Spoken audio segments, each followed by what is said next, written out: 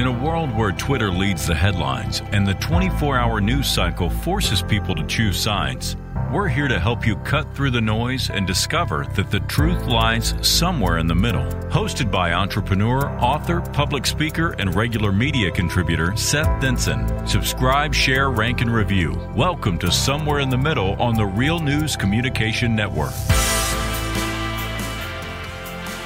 Big thanks to Andy Meadows for that intro. You know, I've had that intro for a couple weeks now, and I feel bad that I never really thanked Andy for putting that on for us.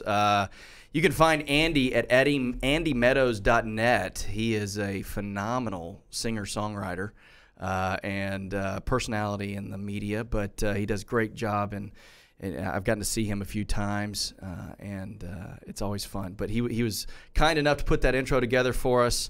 And so big thanks to Andy. Do us all a favor, do him a favor, but most importantly, do yourself a favor and go listen to some of what he's put out there. Big band, if you're a fan of Sinatra or Dean Martin or any of those kind of classic Rat Pack folks, you'll love Andy's music. He kind of adds this Texas flair to it, so it's always fun. So if you're a Bob King fan, you're going to like a little of what you hear. So big thanks again to Andy. Excited about today's show. So Apple Zacintosh, Mr. Zach Lewis, is out today.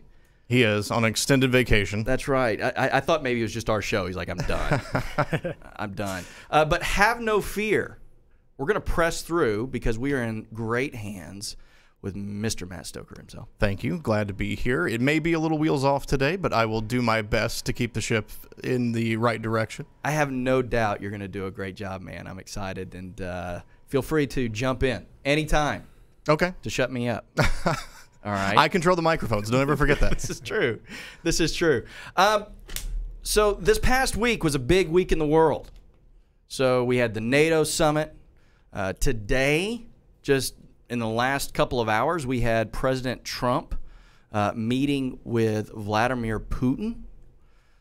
We had everything going on in Thailand with the rescuing of those soccer players and their coach. Big week in the world. So it got me to thinking, especially surrounding the NATO Alliance Summit, if anybody watched and followed that, does it really matter? Does it?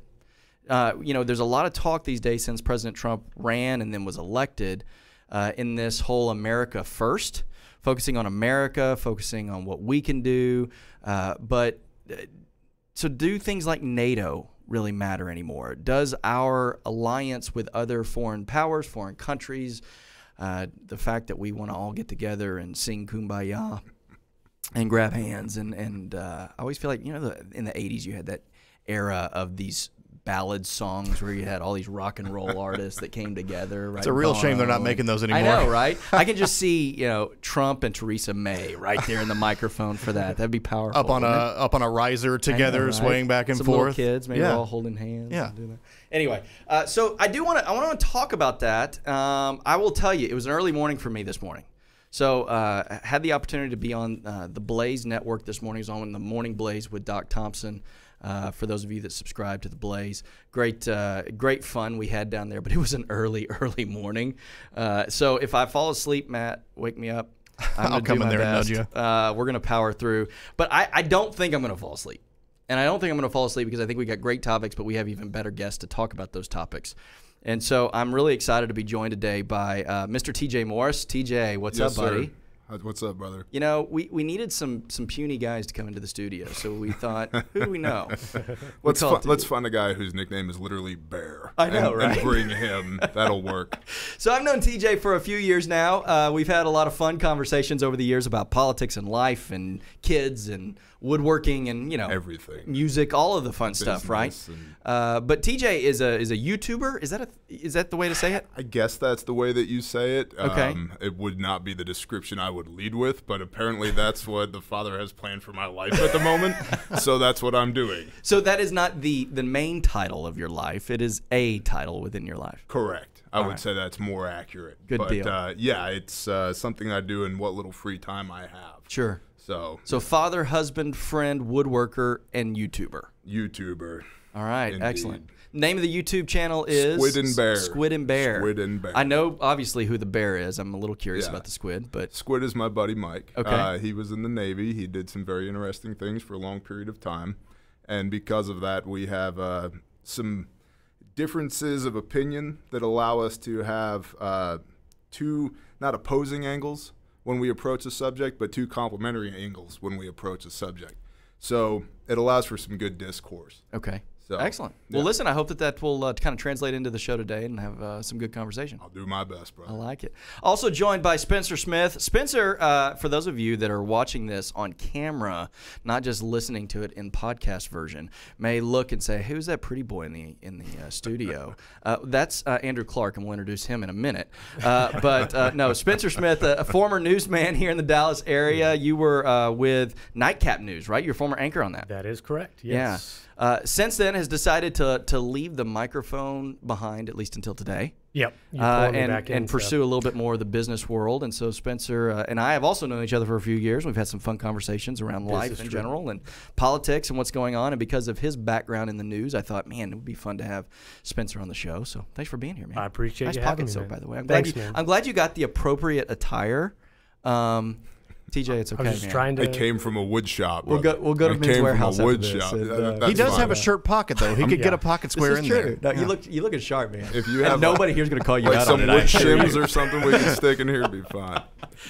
And then last but certainly not least, a lot of folks may not know him, but you've heard his voice. So Andrew Clark works with me. Andrew has been a great asset on my team, but we is always challenging the way that I think and the way that I perceive things, and we have a lot of fun daily in the office talking about life and politics, and it's fun to hear his spin. I'm not going to give away his political affiliation, but he tends to probably somewhere in the middle, which is unique, given that he's from Northern California. That would be a good name for a show. It would be. We should talk I'm about just that, saying. Maybe. Maybe. I'm going to write that one down. Yeah, that should be. But Andrew, good having you on the show, buddy. Thanks for having me here. You've been part of it, so now you're actually on it. It's nice to be in the chair. I know, right? Fancy. I don't think you're allowed to touch the chair like that. Check, please. Family show. Family show. That's all right. So with that, let's talk NATO a little bit. So I'm assuming everybody kind of saw that we had a big NATO meeting. A lot of pomp and circumstance and beautiful white furniture.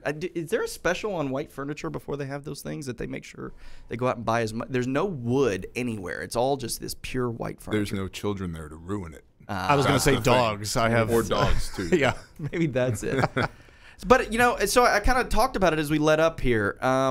Especially with President Trump and if anybody saw the breakfast meeting he was having where he pretty much called out Germany as being under the control of Russia because of their contract with them to purchase fuel and energy. Guys, I'd love to get your thoughts on this. So, obviously we come out of an Obama administration who very much was, let's be citizens of the world. And then we shifted into a reason why I think Donald Trump was elected, which is America first, and everybody else, forget them. We'll kind of bring them along. Now, I don't know that he's necessarily run his administration that way, but there is this perception, especially in the media, depending on where you get your news, that we don't care about the world's perception of us anymore, that President Trump is all about America first. And depending on which side of the political aisle you lean or where you get your news and information, you tend to feel that either we as the United States are in a good place in the world or we are not. So what do you guys think? Well, I think you struck the nail on the head first. There was the last administration was, hey, let's go on this apology tour. Let's make sure we play nice with everybody. We want our appearance or perception from the world to be of America something different than what the approach that Trump is taking. He has certainly put our interest at the forefront of his mind. That's what he campaigned on. And I think the thing that takes some folks aback is he's actually implementing what he said he was going to do. And whether or not you would agree with how he's going about it, I think he's sticking to his word. And so I for one, like that balance because I don't think we should be apologizing for everything we do. And I do think that we might have been taken advantage of over the last number of years on some of these negotiations, some of these deals that other countries agreed to and didn't necessarily live up to their end of the bargain. Yeah. TJ, what do you think? I do think that if Germany's going to get, 60-70% of their energy from Russia, that does actually pose a threat to the United States of America, because we have lots of bases over in Europe. And the reason that we have those is, Cold War times, we needed forward operating positions that if something was to ever happen, we had a place to operate from.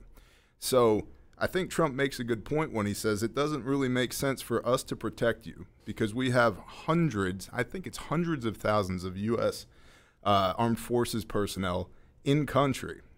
I mean, I have a buddy who destroyed the German countryside with M60 tanks. That was his job. He just ran tanks everywhere. If we're going to do that and we're going to provide that security to Germany, I think he does make a valid point to say, shouldn't you at least be looking at options other than giving 60-70% of your energy trade to Russia? Because it opens the door for Russia to come in and say, well, we'll protect you. And we don't want that. We've seen what that looks like during the Cold War. So I do think it's valid, and I think what a lot of people are railing against is the way that Trump's gone about it. Mm-hmm. Not necessarily what he's saying, but the way that he's saying it. Sure.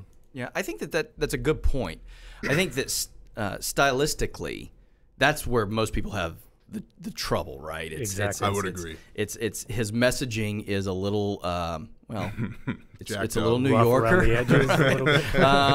right? And then that I'm going straight for it. I don't care. I'm going to tell you how it is. But the one thing that I'm concerned about specifically is that it does seem like he'll opine on something and then try to walk it back. Now, is that walking it back because he gets out of the room afterwards and Kelly or somebody else gets a hold of him and says, hey, Mr. President, listen, probably shouldn't have delivered that message the way that you delivered it, effectively just calling out the Chancellor of Germany. They still call him the Chancellor, right? We're not. I believe so. Okay, yes. good. That's when kind of getting into this whole World War I Kaiser issue. But there is, to me, and this is my issue with Trump, because I agree. I think that there's a couple things that I've really liked about Trump. One is he seems to be at least trying to deliver on everything he ran on. I would agree. And on the majority of what he ran on, not everything, but a majority of what he ran on, I can get on board with it, right? And the challenge is that sometimes the way in which you deliver the message is oftentimes equally as important as the message itself. And maybe he needed to go to cotillion a little bit when he was a kid or something that said, hey, here's how we talk to people. Here's how we do a good job of not only influencing others, but also impacting others. From a business angle, the problem that Trump has, as I see it, is one of branding. Half the country doesn't want to buy what he's selling. Mm-hmm. Not because what he's selling isn't a good product, but because it says Trump on it. And I'm not talking about the Trump steaks and the Trump water. I'm talking about his ideology and what he's trying to accomplish for America on the world stage. They just instantly reject it because his brand kind of sucks. Mm-hmm. And he doesn't portray that well. So it's almost like generic cereal at the grocery store, right? Sure. The box is not very appealing, but what's inside of it's pretty good, right? So I think he does need to work on that. The Toasted Honey Oats Kroger brand, I'm not so good. And there is no substitute for Cheerios, just so we're all on the Trump's same page. that giant bag, right? Like yeah, it has this that's good stuff, very though, generic, man. I'm telling you. symbol on it, and this huge bag, and nobody wants to throw the bag in the trash can or in your cart. You want to throw this shiny box that says Lucky Charms or whatever. Right. That's what the kids appeal to. I think you're right, though. I think that there's this rough exterior that a lot of folks have difficulty getting on board with. There is the resistance arm, which no matter what he does, they're going to resist what he does. Right. But there's those folks that are on the fence that want to talk about policy, want to talk about what he's actually doing, and the end result of some of this blustering and these negotiating tactics that he uses, but they cannot get past that rough exterior. So like TJ was saying, it's difficult for them to even hear the message because the message is in a package that doesn't resonate with them. I think that's true. But at the end of the day, if he's going there and positioning himself and saying, Germany, we don't like this, we're talking about it. A lot of the news cycle has been dedicated to just his comments at the breakfast table. So I think that plays into his hands and ultimately brings that up to the forefront of what people are talking about and brings attention to this deal that, quite frankly, a lot of us probably didn't know about before he brought it up. Yeah, listen, I didn't know that that Germany was in the middle of a negotiation with Russia over energy. So that was news to me. Same here. You know, but at the same time, again, I mean, we get a significant amount of our fuel from Canada, right? So are we captive, to use Trump's word, to Canada because of our pipeline and the Keystone and what we're trying to do there and all of that? Is that are we worried about invasion from the north or control? I think we're okay. I mean, nothing against our Canadian brothers, but they're not Russians, and we are. You know, there's a huge disparity on the economy of scale between Russia and Germany and the United States and Canada. So we do take a lot of energy from Canada. We're also, you know, well capable of producing our own energy if we needed to. We could snap our fingers and within 30 days be energy dependent if we really wanted to be. Where I don't think Germany has that luxury. So, and Canada, you know, isn't run by Vladimir Putin. Right. So, well, and to that point, so we had a big meeting with old Vlad today, right? For any Russian spies that are listening to the show, Mr. Putin. Mr. Putin. President Putin. He's the best. Don't drink that water.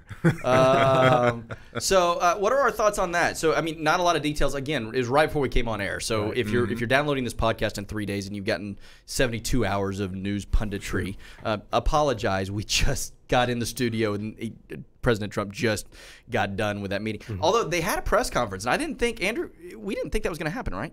Not a press conference per se, but more that on the table, they weren't going to talk about Russian meddling. They weren't going to talk about the collusion, possible collusion. None of that was supposed to be on the table. And then Trump, in Trump fashion, as you just mentioned, just went ahead and said it. Does whatever he wants to do. On air. And you can see in that translator, you see Putin laughs, and then it gets really awkward for about half a second. Well, but then I thought that an interesting question, and maybe I caught this, so if this is inaccurate, I apologize. Don't fact check me here. But wasn't there a question to Putin about, are you glad that President Trump won the election? There was, and Putin said, yes, I'm glad he won. Yes, I'm very glad. But what's he going to say? No, Vladimir does not want, No, that was my horrible Russian impression, by the way. This is not a comedy show. It shouldn't be anyway. But yeah, so what do we think about that? So we had President Trump meeting with President Putin. We have this whole issue where Trump is calling out Germany as to their being captive to Russia. You know, there was a lot of heat around this whole meeting with President Putin because there was, hey, it's just our interpreters in the room. Nobody else, no press, no nothing. We don't know what's said. We don't want deals to be done. What do we think? I think that guy from the AP was trying to start World War III. Did you hear that question? I didn't, no. Yeah. He, you know, again, don't fact check me, but he did ask something to the effect of, and of course I'm drawing a blank now, something to the effect of, it's gone. We'll come back to it. We'll come back to it. I'm well, sure maybe man, I lost find it. some random question from the AP. I'll take a look. Yeah. Thanks. Well, to me, I don't know. There was, of course, the timing of, we'll probably dive into this a little bit, the indictments from Mueller. Then on the backs of that, everybody's saying, well, why should we even have this meeting or the summit or whatever you want to call it? We should call it off. Now that it's happened, you hear noise and hysteria of, oh, this is treasonous and this is a disgrace and, you know, all this hyperbole that we're accustomed to nowadays. I think it's somewhere probably in the middle of that branding. You're welcome, man. I'll try to slide it everywhere. Hashtag somewhere in the middle. But you know, who's to know what the end result will be? I think it's not that out of the ordinary for Putin to say he was happy that Trump won. I think anybody that's seen the last year and a half of our political cycle realizes that's likely the case. Whether he had any involvement or his hackers had any involvement in that remains to be seen. But I don't know why you would want to not engage even somebody that's historically been a political enemy, why you wouldn't want to engage them in conversation. They don't have to be a friend of ours, but perhaps, we might be able to discuss some things that are relevant and at the end of the day, maintain peace and order in the world. And that's what I think ultimately most people want. Well, you bring up that great point, because isn't that kind of the double standard a little bit, right? Again, I will give the floor to the fact that Trump is not the most, we'll call it statesman-like president we've had in the last, quarter century, 3 years, millennia, ever. Right? Again, I don't know. Henry Taft doesn't seem to me that he was all that great of a statesman. I don't know any specific speeches he gave, but he just didn't come across to me as that maybe that guy that was a big statesman. But and Andy Jackson, we all know, was a little bit of a, well, we'll leave it there. But that said, with Trump, isn't that kind of the double standard? Is we wanted President Obama to go out and talk to the world and talk to everybody, and it was almost talk more than you have to, over talk things, talk them to death, do whatever you can, but keep us out of any type of conflicts. We were in the middle and still are in a war in Afghanistan. We were kind of coming out of this Iraqi war, and so we wanted Obama to talk to leaders, to be more of a statesman. He caught a lot of flack for that, saying, I'll talk with anybody. I'll talk with dictators. And, I mean, the right side tore him up. That's right. They did. And now, again, and I think it's a double standard on both sides of the aisle. I would agree. Because now you've got Trump coming in saying, hey, I'll meet with Kim Jong-un. I'll meet with Putin. I'll meet with... How dare you? I know, Yeah. right?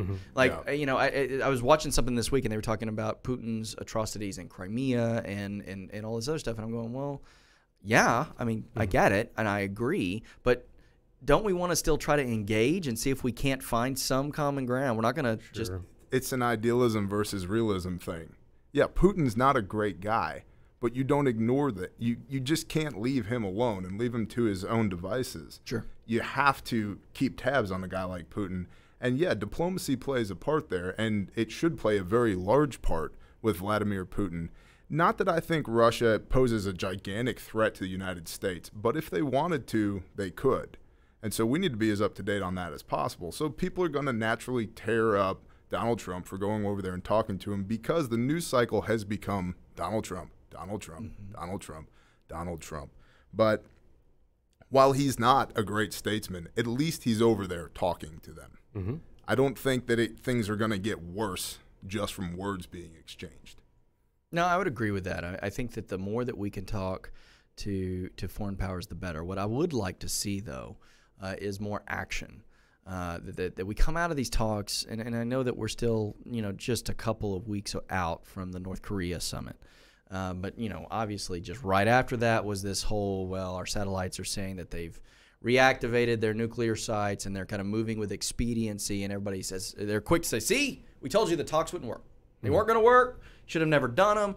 I don't agree with that, but I think now we have a little bit more leverage, and we need to put a little leverage down. Now, am I saying militarily? No, I hope not. Yeah. I would love to see a world where we don't have military intervention anymore. Is that a reality? Who knows? Well, there was originally when Trump came into office, there was this, we don't want this guy having his finger on the button, right? We don't want him capable of starting a nuclear war because he got in a verbal tiff with another world leader. Then he goes and engages them in talks and negotiations, and they agree on what each side is supposed to be doing, and then it's all, well, talks don't work. So what is it, right? Is it one end of the spectrum or the other? I for one am in agreement that I would rather our world leaders, even ones that we historically have not gotten along that well with, to at least engage in negotiations. Whether or not we trust them, that's a different question. But I don't want to all of a sudden be sucked back into another Cold War or something like that because Trump is not willing to engage. I also think it's important to note that if Trump said something that he, air quote, wasn't supposed to say, that doesn't just happen. He's not that dumb. Vladimir Putin is not that dumb. It's bad showmanship, but it's showmanship. So the media, at least elements of the media, will perpetuate this blundering idiot of a president just running out there shooting his mouth off. But whether they want to admit it or not, whether I want to admit it or not, he is smart and he is good at certain things. And you're not going to go into a closed-door meeting with Vladimir Putin, discuss extremely sensitive things, and then walk out and say, oh, by the way, X, Y, Z. Right. That was intentional. And it needs to be treated as such. People need to just stop being addicted to outrage and, oh, can you believe what Trump said? He's so stupid. No, that was planned. Well, I think that's the whole idea behind where media has taken the conversation lately, right? Is matter of fact, we got called out a little bit on this show in that we're just not angry enough to get listeners. Yeah. And that I went, well, okay, then don't listen. Yeah. It's not that hard. They haven't shut me down yet. Matt, maybe it's coming. You're on thin ice, but if you could just get a little bit more angry. Give me Maybe. 10% more anger. I invited Mr. Angry himself into the bear is here. Maybe we need TJ to just, can you break Andrew's arm or something, maybe? No? I like how Andrew One-handed, just willingly both hands. offered up his arm, Right? too. Yeah, sure. So I was Whatever debating needs that to be done. workers' comp charge. Yeah. Like, how much? he voted five We opted times for Nancy Pelosi. I'm just saying. I know is- that was timing. that Wasn't is it? Hit the microphone unacceptable. perfectly, right? No, so but where I'm going with this is it is all this conversation of we have to have extremes because extremism sells. That's the whole idea here. If you are subscribed to Fox News, if you subscribe to CNN or MSNBC, it is all about extremism. It is about looking at the extremes on both sides and picking your rallying cry and going forward. But the reality is, and by the way, and Trump gives them all the ammunition that they need Yeah, he makes to it keep easy it extreme, for 'em. right? And so you've got these polarizing sides, and nothing ever happens. And so I think what we've decided here, because we've made no real decisions on life, is that we're okay with the fact that President Trump is trying to do what he ran to do, right? And that we're okay with the fact that he takes a hard line tone with the world. That's okay. We're okay with that. I would have been okay if Obama would have done it. I was okay when Clinton did it a few times. I was okay when President George W. Bush did it. And I'm okay with President Trump doing it. We need to focus on the United States as a member of the human race, as a member of overall society. But there is a greater good out there. Would agree. And in the end, we probably don't want Donald Trump giving our eulogy or our best man toast at our wedding. Is that what we've come to? The best man toast might be kind of fun. Well, he never know where that's he going to go. doesn't drink, so Well, don't have him he throw your doesn't have an bachelor party. excuse. Zing. That's where we're going to go from there. We'll be back for segment 2 of Somewhere in the Middle here just right after this.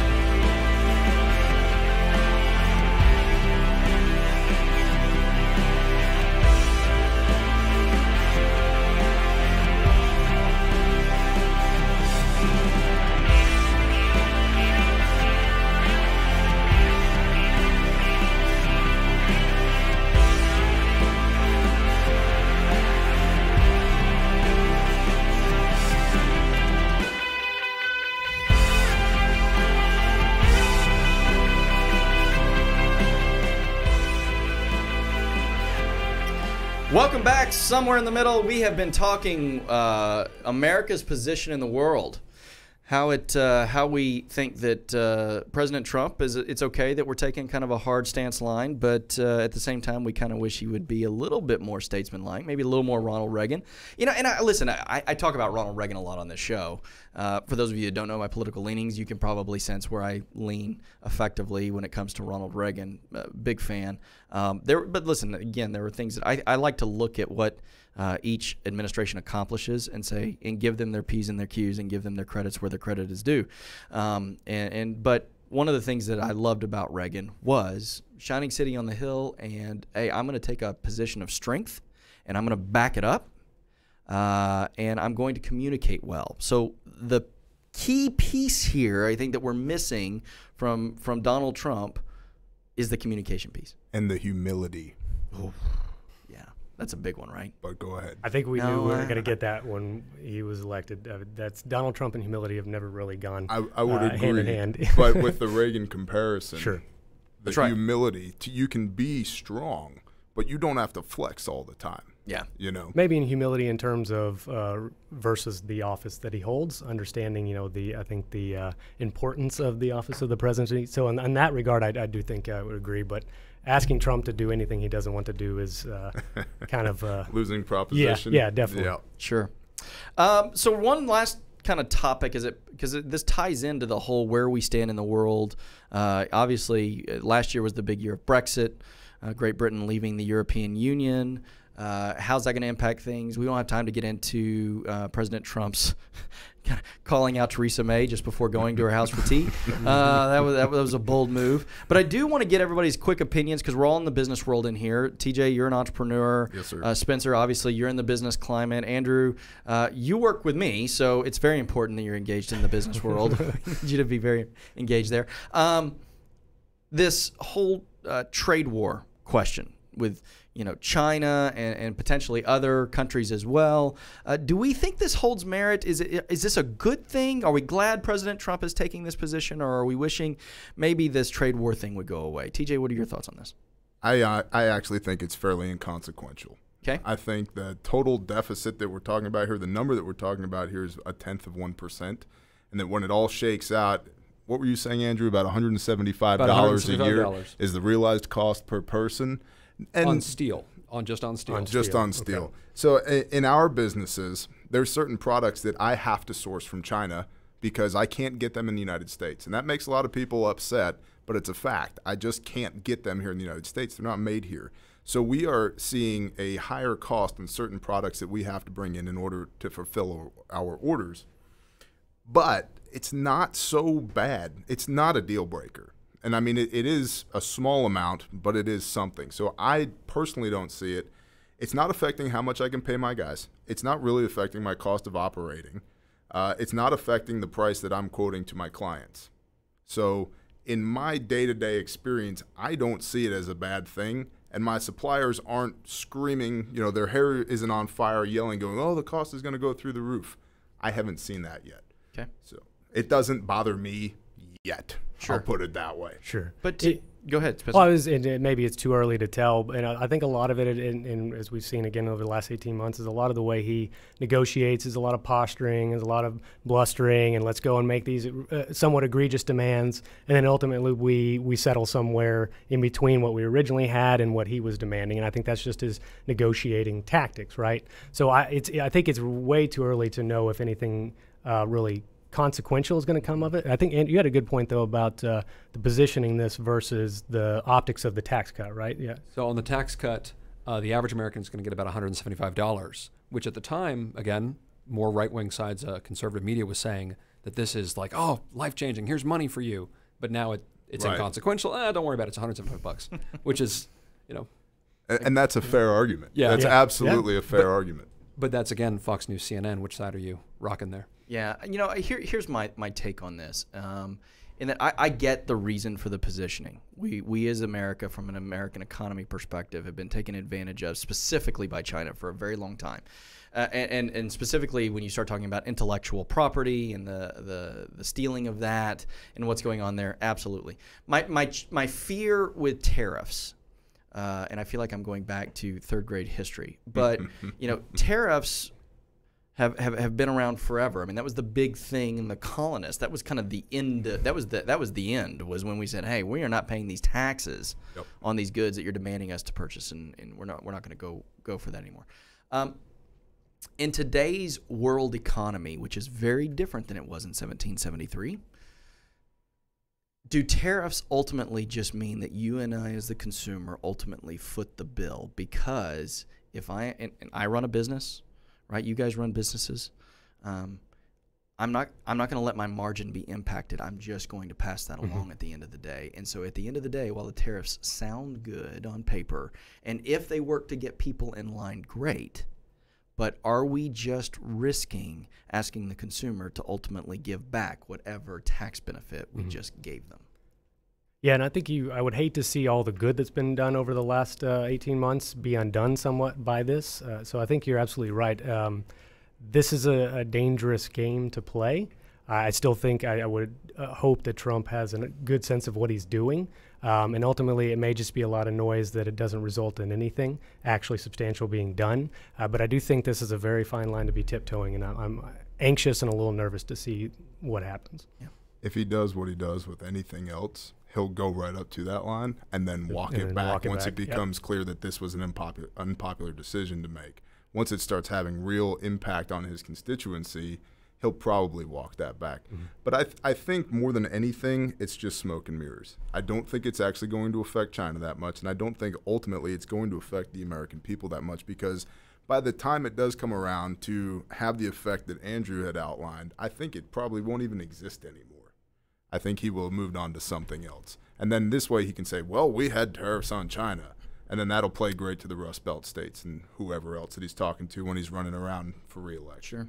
Makes sense. Well, listen, regardless of the tariffs, NATO, Russia, I think we all agree that talking is a good thing. Mm-hmm. It's a great thing. Maybe acting on top of that could even be more powerful, right? So talk is cheap. Facta non verba. There you go. Deeds, not words. That's right. That's exactly right. Listen, guys, it's been fun. It always flies by. But today, the time absolutely flew right off the clock. A good time. Spencer? Seth? Thanks for having me, man. Buddy. Yeah, great. TJ, always fun, man. Yes, sir. We're going to have more conversations. We need one of those after-hours deals. You're going to come by sometime. We'll arrange it. You're going to come by to the Squid and Bear studio. Okay. And there's going to be a cold shiner involved, and we're going to sit down and go live to several thousand people at once. This afternoon? 5:30. Oh, goodness. There it is. There it is. Mrs. Denson might have something to say. I think I'm on daddy duty tonight, but that's all right. But we will schedule it soon. Yeah, I like the cold shiner. We will make it happen. All right, buddy. Hey, thanks for being on. And Squid and Bear, if you're a YouTuber, yes, sir. Go to Squid and Bear on. Is that you just search that? Right? Just second largest search engine in the world is YouTube, owned by the first largest Google. Just go to the search bar, type in Squid and Bear, it'll pop up. You will find out, and you will be one of multiple thousand followers. That is correct. There. Awesome. Andrew, buddy, bright and early tomorrow morning, 7 a.m. in the office. Good to see you. We'll see you there. I'll be there. Thanks for everything you do for the show, man. Always a big thanks to the folks here at Real News PR. Matt, buddy. Yes. Great How'd I show. do? You did awesome. I'm I glad. wish you would have just kind of turned your mic down a little bit, though. You were kind of chiming in quite a bit. Sorry, I get to be a little chatty on these things. I have a lot of opinions, and I need to share them. We love to hear them, as always, man. As always. I'm happy to do it again anytime. Yeah, thanks, you man. Want to kick Zach out of the captain's chair? I'm ready to take over. Maybe one day we'll just bring one or the two of you into the studio. Sure, yeah. So you I'd don't be have the happy to glass to hide behind. Big thanks to the folks here, as always, my beautiful wife and kids, who I thank every episode because they are my reason. And so thank you to Jenna, Emerson, and Arabella. If you have a comment about our show, please email us. Andrew, what's that email address? SethDensonShow @gmail.com. @gmail.com. Shouldn't be hard to find, right? So feel free to email us if you have a topic you want us to take up somewhere in the middle. Feel free to do that. And then what we're going to do as well is allow you to download this podcast, read, rank, and review. So download this podcast wherever you get your podcast, whether it's Google Play, Apple, iTunes, all those other places. But please do read, rank, review, and share our podcast. That's how we move up in the rankings and become better known. So I've been considering a number of things, and while I may still be considering those things, I do know where I land on this. When an individual sets their mind to task, they can do almost anything, but not quite everything. Rarely does anyone have every piece to the jigsaw puzzle. Most of us, at some point or another, stand upon the shoulders of giants who have led the way before us, men and women of conviction, patience, and a willingness to accept the necessity of the shared team. This week, the world saw its leaders meet in Brussels at the NATO alliance. They arrived with all of the pomp and circumstance afforded to persons of distinguished positions and promptly began their discourse over what is wrong with the world. At the end of the 2-day summit, everyone smiled, shook hands, posed for that great photo, and then got on their private jets and went home. Anyone feel that they really accomplished anything? Yeah, me neither. Before most of them had even landed, many had already taken to the internet, social media, Twitter sphere to beat their chests and talk back promises that they had made. Meanwhile, half the world away, another group of leaders were meeting. These weren't elected officials who wore the title of leadership. Rather, they were leaders because of the actions they were taking. Nameless, everyday heroes from many nations came together to save 12 young boys and their soccer coach, who were trapped in a flooded cave in Thailand. The world didn't send these folks in the same way it sent our leaders to the NATO summit. These were volunteers who brought with them divers, food, oxygen tanks, and most importantly, the human ingenuity to solve the overwhelming problem of how to get these kids out of miles of darkness, terror, and floodwaters. And they prevailed. But at great cost. One of these heroes gave their life in service to others. These persons of different nations, genders, races, and faiths saw a need, came together, and took action. My faith tells me to be in service of others. It's hard to remember that sometimes as we see the world, because we begin to spiral back to days of fear. While I understand that as a sovereign country, we must work towards what is in the best interest of our citizens, but what is in our best interest is oftentimes linked to what is in the best interests of others around the world as well. When we hoard our resources, our ingenuity, and our collective protection from evil, those less fortunate will suffer, and suffer dearly. Imagine for a moment if the Allies in World War II had not worked together and shared with one another those things that each could bring to the table. Imagine instead if the world had tried to stop Hitler with only one nation at a time. It would have never worked. We needed Russia to share its troops. We needed England to resolve to harden the skies, and we needed the United States of America's industry to provide war material and liberty ships. All this had to occur so that we could all collectively persevere. It takes great people to make great nations, and great nations to change the world. So as always, I urge you to take time to reflect and listen to your neighbor. How can you be of service to them, and how can we all be of service to one another? My message to our world leaders: act like it. I recognize that you're paid to talk, to gather, to debate, but at some point, you must also come together to act. The purpose of discussion should be progress, not victory. We don't need TV cameras to save the world, and the sound bites don't help the sick, weak, or downtrodden. Our actions do. Finding myself somewhere in the middle. I'm Seth Denson.